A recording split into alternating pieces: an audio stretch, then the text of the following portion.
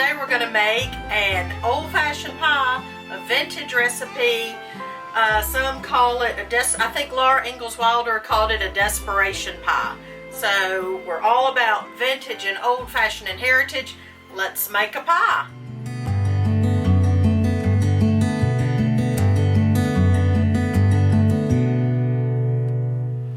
Hey friends, I am Miss Katie and welcome to Heritage Ways, where we honor home, celebrate heritage, and spread hope. Now, you heard my oven kick on, my convection oven. Now, I'm all about doing those things while in the kitchen and cooking and serving and showing hospitality. I love all of those things. That's my avenue, my number one avenue to spread hope and celebrate heritage and honor the home. Today I want to make us a pie. We're going to an Instagram friend's house tonight, and I've asked what I can take, and she said dessert. And again, please excuse the roar of the convection oven. I know that's annoying, but you know, what do you do? So she said I could take dessert, and I wanted to share with you what I was going to take tonight. It's an old-fashioned vinegar pie. Now, don't hit the pause or the stop button thinking that sounds gross. Vinegar is used as a flavoring, just as you would use vanilla or anything else. I'll talk a little bit about all that, but right now, let me get my pie in the oven that I'm going to pre-bake. Pie crust. So that's going to be a partially baked pie shell. We're going to make these two ways, partially baked and a raw or an unbaked pie shell.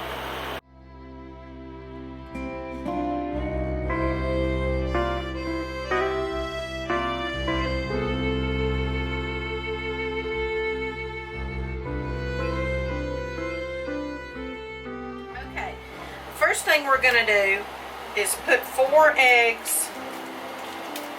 Whoa, these shells are going everywhere. Wow, I don't know what's going on with that. Okay, well, that was weird. I got them all. I'll wash my hands in a minute. I am a stickler for washing hands after raw meat, raw protein. I don't use the same spatula or whatever to cook. You know, if we put hamburgers on a grill or something, I insist that Mr. Patient use a different one to finish up the cooking, because I don't like the whole raw meat, cooked meat thing. I've been in the hospital with E. coli issues. It's not fun. So let me wash my hands and then we'll come back to the pie filling. I have a cough today. I don't know why. I think there's some Texas allergies. So we are in Texas. A lot of y'all are new to our channel, and I am utterly thankful for you. Just so excited that you're here. My husband, whom I call Mr. Patient, and I, and the 3 little children are currently traveling to find ways to serve and encourage and to meet our social media friends. So since we have so many new friends here on YouTube, we thank you. But I'm actually thinking of putting out kind of an intro video to tell you about us and what we do and why we're doing it and what our plans are. So if you're interested in that, let me know, and I'll throw that together maybe for a week or 2 weeks out. So I'm just whisking these 4 eggs. You can use 3. But 4 will have produce a firmer custard-like filling. Alright, we have the 4 eggs. We have 1½ cups of brown sugar. Now, if you Google vinegar pie, you're going to find some variations. You're going to find people use white sugar, people use white sugar and molasses. But the premise is the same. I've got a few lumps, so let me get a spoon and mash those out.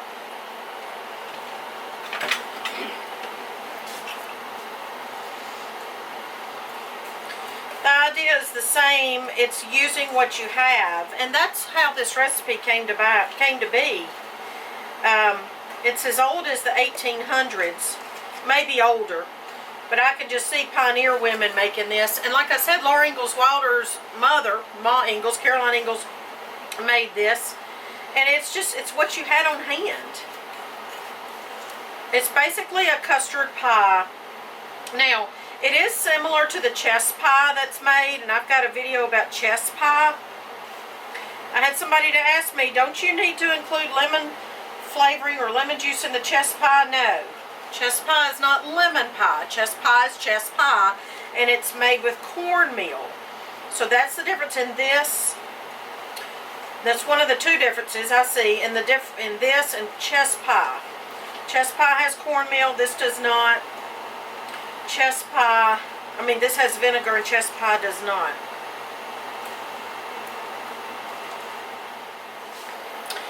Now this is called a Desperation pie. It's like in the family of Desperation pies, just because, in the 1800s you didn't run to the grocery store or the bakery or whatever to pick up a pie. You made pies. And you wanted something sweet. They worked hard and they wanted something sweet. They wanted a treat. And out of desperation, they used what they had. So this is the family of Desperation pies or vintage pies. All right, so we have 3 to 4 eggs. We have 1½ cups of brown sugar. We have a ½ cup, which is a stick of butter. It's cooled just a teeny bit. Now, this butter is organic, unsalted. And by the way, I know that's a lot of sugar for this pie, but it is a pie, people. It's a pie. So it's what they would have had. They didn't back in the 1800s. I don't know that they knew to use stevia or whatever. Now, they might have used maple syrup or honey to sweeten a pie.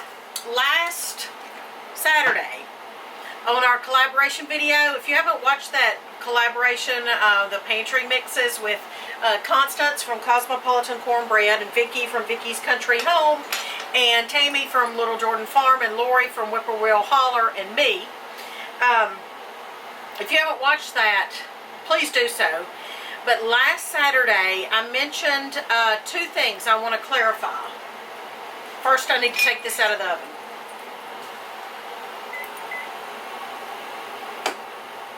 Alright, I mentioned 2 things. The first is the corn muffin mix, the Jiffy, the homemade Jiffy mix. I wrote the recipe for how to use that, and I also wrote the recipe for my corn muffins in the community tab on the YouTube app. So first of all, you have to subscribe to our channel to get that, and then hit the bell next to when you see a video down on the bottom right, there'll be a bell, so you click that, and then I think you'll have options, and it'll say, do you want to get all posts? So if you do that, anytime I make a video, but a post, like somebody might make on Facebook or Instagram or something, so if I make a post, you would get that too. So that post area in what's called the community tab is where I wrote the how to use my Jiffy mix, and then also another recipe for making corn muffins. So anyway, that's all self-explanatory when you see that post. Another thing is, I mentioned in that last video whipped topping mix, and I didn't realize that I may have been confusing.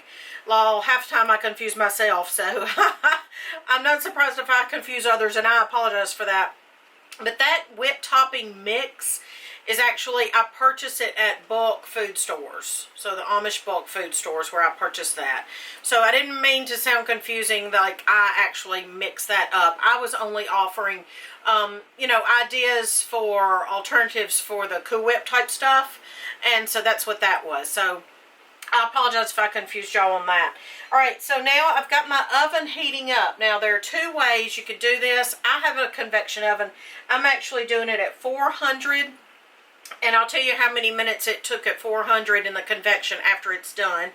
Or you could do it at 350 for almost an hour, near an hour, 45 to 50 minutes.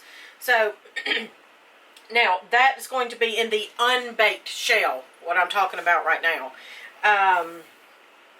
In the baked shell, it's going to take less time. So, alright, so we've got our eggs, sugar, butter, our 2 tablespoons of apple cider vinegar. I like to use Bragg's. It's healthy. It's got the mother in it. Whoa, there goes our fan again. It reheated.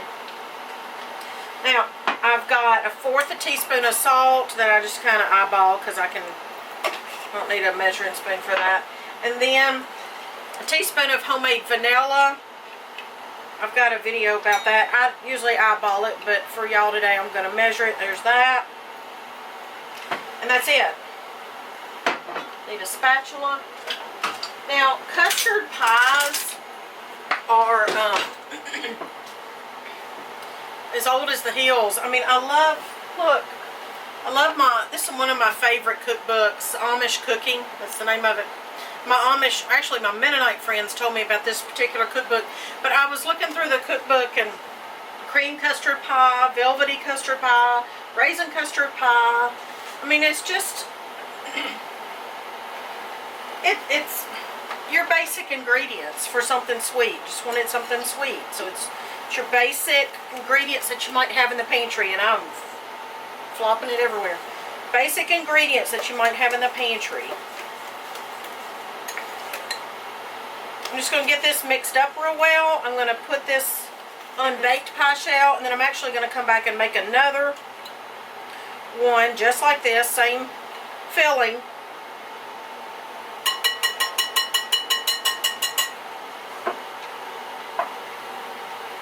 And bake it in the baked pie shell. Now, one thing I wanted to tell you, some recipes will tell you to use 1/2 teaspoon of cinnamon and 1/4 teaspoon of nutmeg. That sounds delicious to me. But I just wanted to show y'all just the basic right now. This is not a deep dish pie shell. I typically, if I'm buying them, I buy all deep dish. Just because kind of you never know, and it gives you that extra space. But this one is not. Mr. Patient went shopping for me, and I asked him to just get the not deep dish, the regular. Okay, this first pie came out of the oven. That was the unbaked pie shell. This one is going in. This is the pre-baked pie shell. And I actually did the very same filling, except I decided to add the cinnamon and the nutmeg to this, because I love those flavors.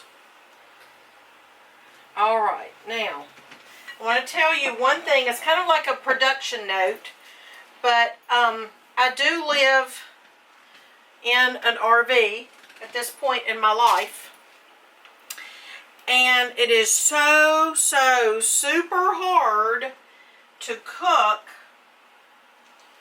in RV ovens as compared to a home oven.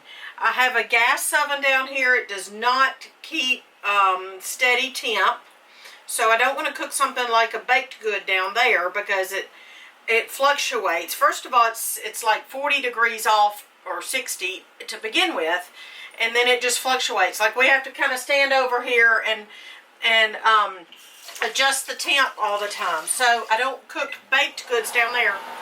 Okay, this is ready. Hold on, I'll finish what I'm saying. But I'm putting this in. Just hold on 1 second, please.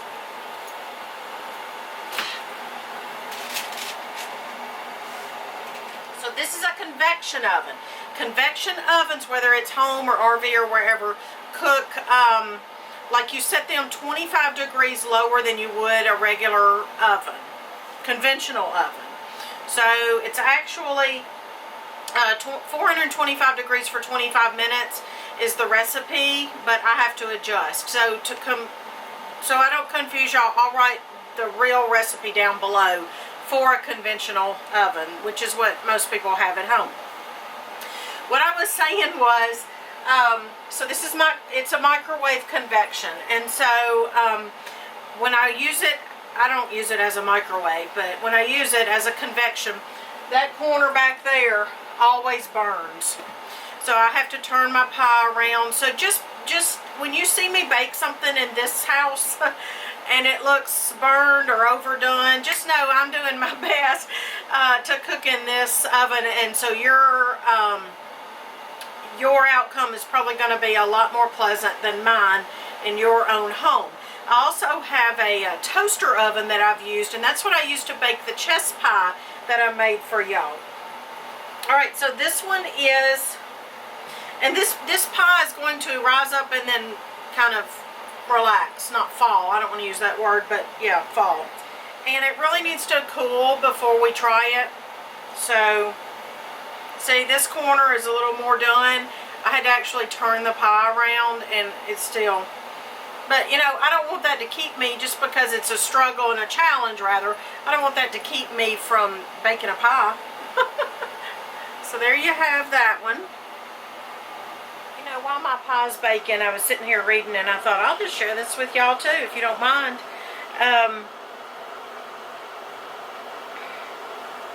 Now let me find it. Here it is. Alright, 1 John... in God's holy word, chapter 4, verses 12 through 16. And this is one of the, I haven't, well, my Bible's torn up, but this is one of the ones, back when I did a lot of Bible journaling and highlighting and stuff, this is one of the books of the Bible that I got, that I enjoyed doing that in, or with. And I was reading this because just thinking of the idea of going to our friend's house tonight, met her on Instagram. That's why we travel, to meet our social media friends. I hope we can be a blessing and not a burden to her. I'm honored and humbled that she invited us into her home for a meal, because we don't ever ask to go anybody's home or invite ourselves. Lawsy mercy, my mama would roll over, God rest her soul, if she knew I was inviting myself to somebody's house. I've only done that one time, and I apologized up front. But this lady, sweet friend, has invited us to her home, and I was just thinking about love. No one has seen God at any time. If we love one another, God abides in us, and His love has been perfected in us. By this we know that we abide in Him, and He in us, because He has given us of His Spirit. And we have seen and testify that the Father has sent the Son as Savior of the world.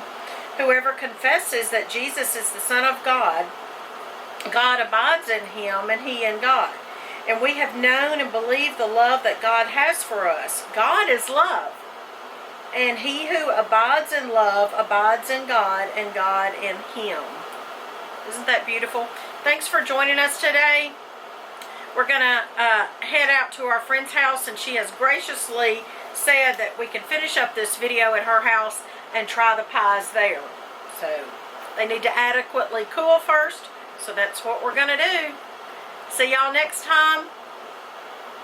Y'all make sure you hit the subscribe button and the little bell so you can get those posts that I put out in the community tab. Sure do appreciate y'all. See you next time. Now let's try some pies. Well, we are at our friend's house, and it's time to taste the pie. Yay. So it's old-fashioned vinegar pie. That's kind of interesting. That's a nice way to say it's scary sounding. So we have, I made one with cinnamon and nutmeg, like I mentioned to y'all a minute ago, that you can add the half teaspoon of cinnamon, 1/4 teaspoon of nutmeg, and that one is in the shell that is pre-baked. And then this one is in the unbaked shell with no cinnamon nutmeg. So I'm gonna let y'all try the cinnamon nutmeg pie. And I just have the basic canned, whipped topping. Right, there you go. Thank you. So Miss Elizabeth and Miss Rachel, and I'm trying the non-cinnamon nutmeg. Let's see. Now I will tell you the option, the crust. It's up to you whether you want to pre-bake the crust.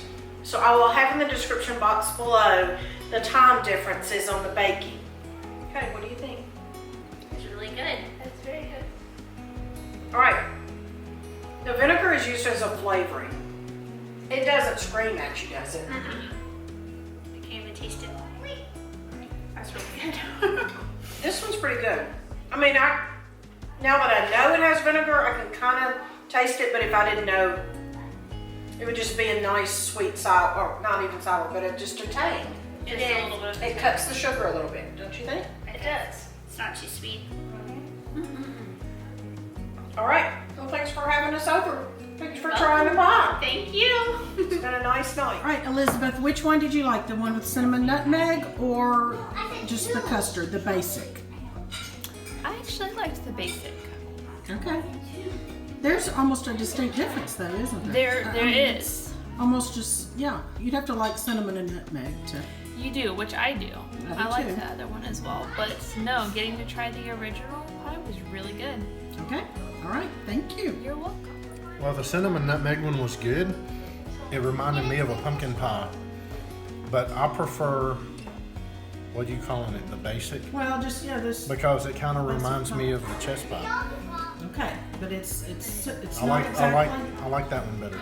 And chess pie is just a basic custard, but it does have the cornmeal. And this doesn't have cornmeal. Sure. You don't know. That's why you're saying. I just eat it. Just eat it. Okay. Just eat it. The cinnamon and nutmeg is my favorite because it's more sweet. The basic's a little tangy, so I like the sweet one. You know, that's interesting because I thought that the cinnamon nutmeg was more sweet too, but it's the same amount of sugar. It just came across more sweet though. It does. It does. And even the crust I like the crust better on that one too, I have to say. Okay, yes, and on that one, the cinnamon nutmeg, I did pre-bake the crust. It was good. So, all right. Well, thank you very much. Thank you.